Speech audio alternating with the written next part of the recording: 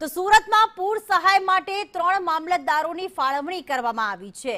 રાજ્યના મહેસૂલ વિભાગ દ્વારા આ ખાસ ફાળવણી કરાઈ છે। સુનિલ મહેતાને ઉધરાની જવાબદારી જ્યારે કમલેશ ખરાડીને પૂણામાં કામગીરી સોંપવામાં આવી છે। ધવલ પરમારને મજૂરા વિસ્તાર ફાળવવામાં આવ્યો તો નિમણૂક બાદ 3 મામલતદારોએ ચાર્જ સંભાળી લીધો છે।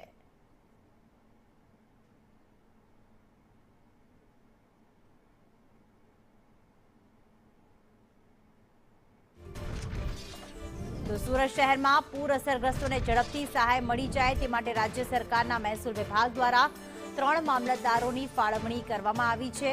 આ 3 મામલતદારો જે છે તે ખાસ ફાળવણી કરશે અને ખાડીપુર અને વરસાદના કારણે જે લોકોને નુકસાન થયું છે તેમની સહાય ચૂકવણી કરવામાં આવશે। અલગ અલગ વિસ્તારની તેમને કામગીરી સોંપવામાં આવી।